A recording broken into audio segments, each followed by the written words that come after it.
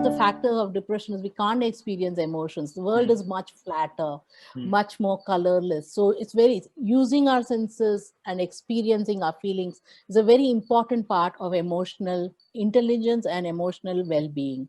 Therapy is anything which helps you learn to cope with your feelings and grow. This is actually what I want to say. This is very common in the generation, like in our generation, it's very common. For girls, it's like always like, okay, am I fat? Am I too thin? Right? One of our friend is skinny, so I obviously is also skinny, but yeah, we have a friend who is more skinny than him. So they often get commented, yes, too skinny.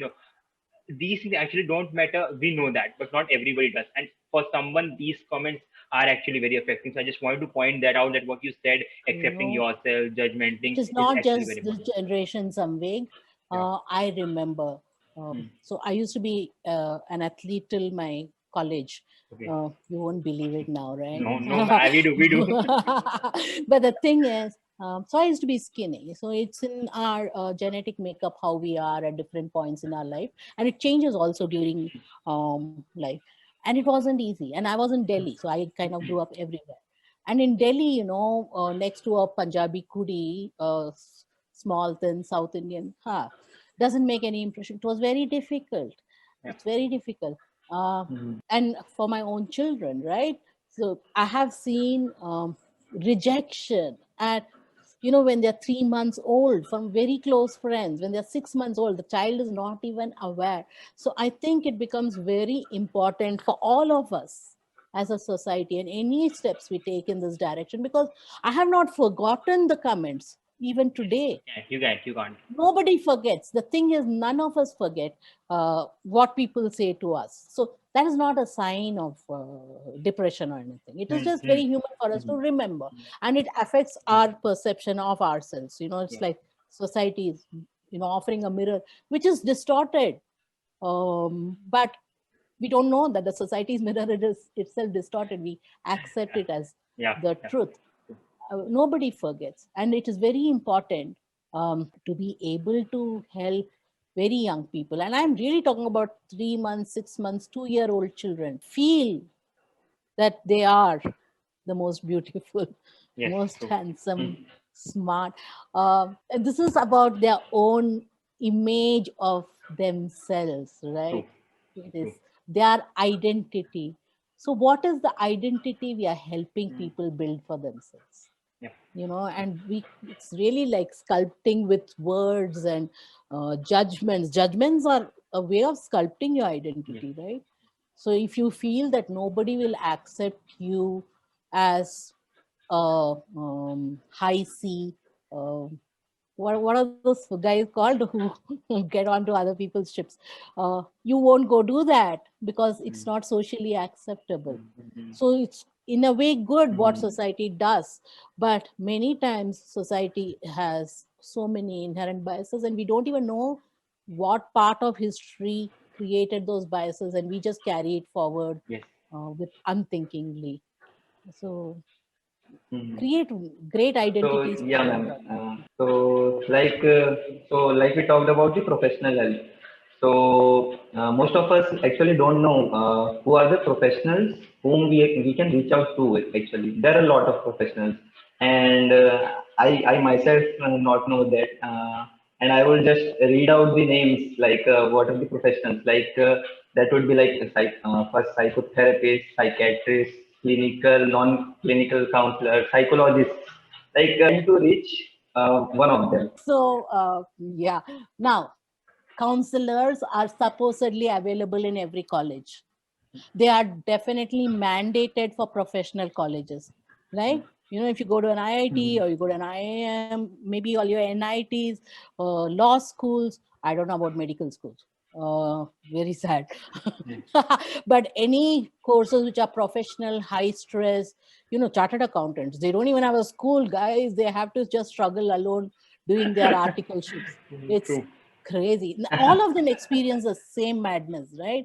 The pressure to prove that you're good enough to pass it in the first attempt. And none of these courses all of them include failure, right? I don't know about your courses, but most of these professional courses include a lot of failure. People going into it are all topper types who don't understand failure, who have never failed, or they withdraw from activities where failure is possible, right? Suppose they've always studied and they never learned swimming. They will never say, oh my God, I don't know how to swim. They will just not talk about swimming at all. They will only talk about stuff they're good at. So counselors are available in all of these contexts. Nobody wants to approach counselors appointed by the institution, because always, again, there is that fear counselors will not maintain confidentiality, and if they are embedded in a system, information will go back to the organization. True, true. We have seen this. How counselors are supposed to maintain confidentiality. So maybe we need to train the institutions not to ask them to break confidentiality, rather than hauling up counselors for breaking confidentiality, because they are also embedded in the system, because their job may be depending, their space may be depending on falling in line with institutional demands. It is frustrating. I want to use stronger terms because it kind of derails the whole counseling process. It's somewhat ugly when counselors cannot maintain confidentiality. And we can't change the whole world and say, hey, world, stop judging and start accepting. Till we can say that to the whole world and say, stop judging, start accepting, be inclusive. Man, this is all gyan, right? We all know this is the right thing to do, but it's not happening. Yeah. So how do we first protect counselors? I'm not blaming the counselors. I'll come to that later. How do we protect the space of counseling and counselors from being forced to talk about stuff to people in the organization who have power and who may get biased, who may help? I know a lot of cases where people in places of authority and responsibility have accepted, have provided support, have been beautiful, amazing people to have on your journey as you struggle out of depression and stuff. But I equally know people who didn't manage to do that, right? So we have to protect the space of counseling and counselor. I think your app is geared to do that, and you're doing a great job on that. You should talk a little bit more about that so people get that understanding of how you have thought through that and done it. 100%. It's very important. So counselors are available in every college. If people can use them, it is beautiful.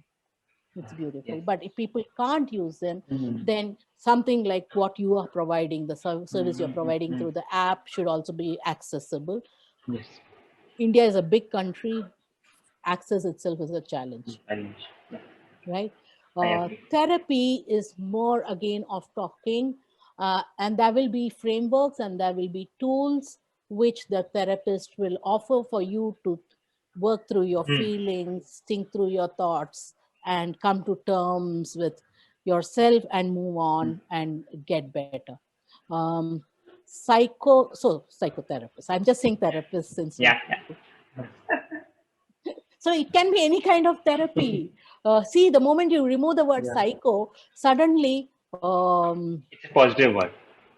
physical therapy can be equally powerful. Art therapy can be powerful. Music therapy can be powerful. Storytelling can be powerful. I know you have integrated storytelling as a very big component in your work. That's very, very powerful. See, the problem is the first part of the world, then the options and solutions just open up for us, So therapy is anything which helps you learn to cope with your feelings and grow, right? Yes. To become more resilient and grow.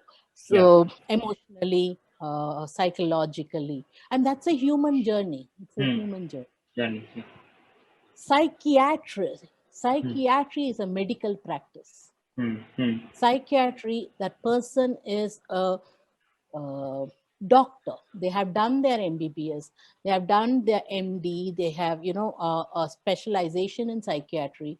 So it is for those people on the continuum where there is and I don't know enough about it. I'm not a psychiatrist, I'm not a doctor, but if people, and there is a lot of conversation around chemical imbalance, right?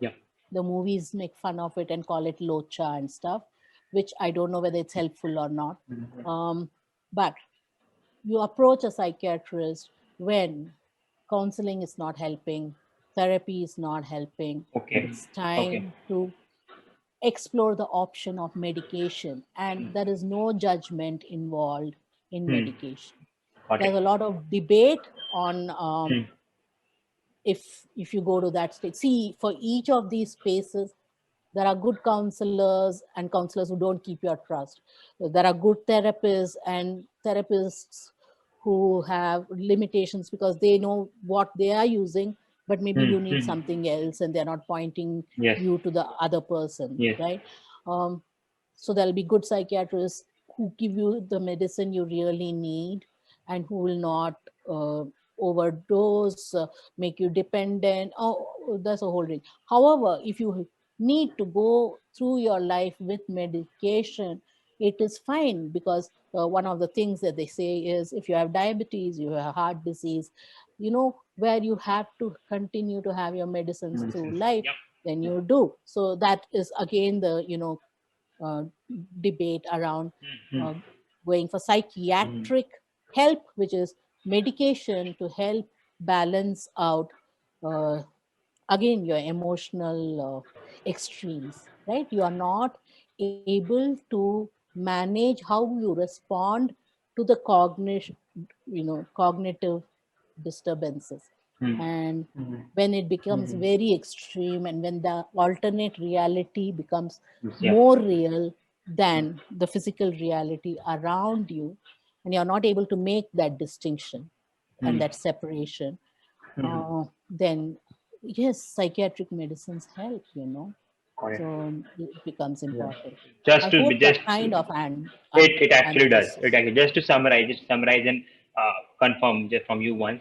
Basically, what we can say is counselors are needed when we are under stress and anxiety. We have not hit the depression yet, but are almost on the worst to hit depression.